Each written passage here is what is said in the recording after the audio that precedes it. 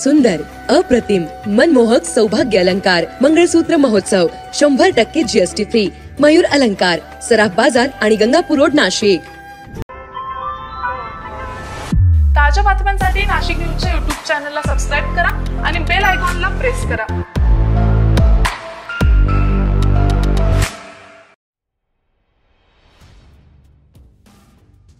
नाशिकच्या सारडा सर्कल परिसरामध्ये 16 वर्षीय मुलीचं अपहरण करण्याचा प्रयत्न झाल्याची धक्कादायक घटना समोर आलेली आहे.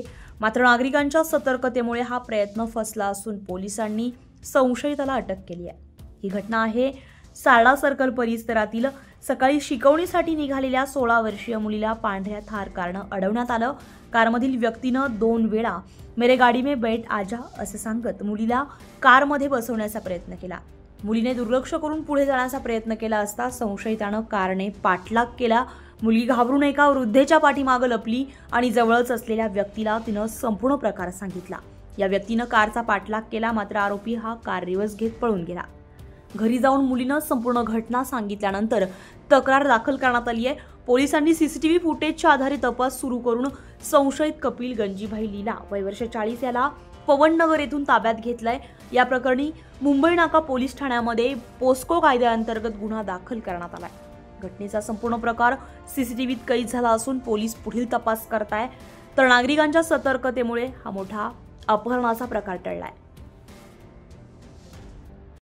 मुंबई नाका पोलीस ठाणे गुन्हा रजिस्टर क्रमांक 287/25 BNS कलम 74 75/2 78/2 187/2 आणि पोस्को कायदा कलम 12 अन्वये गुन्हा दाखल असून सदर गुन्ह्याची हकीकत अशी की दिनांक 24/8/25 रोजी सकाळी 8 वाजताच्या दरम्यान पीडित मुलगी ही खाजगी क्लासला जात असताना सारडा सर्कल नॅशनल उर्दू स्कूलच्या रस्त्याने पाठीमागून थार रॉक्स मोटर कारमधील चालकाने तिचा पाठलाग करून तिच्या जवळ येऊन माझ्या गाडीमध्ये बस असं तिला अश्लील इशारा करून तिचा पाठलाग केला.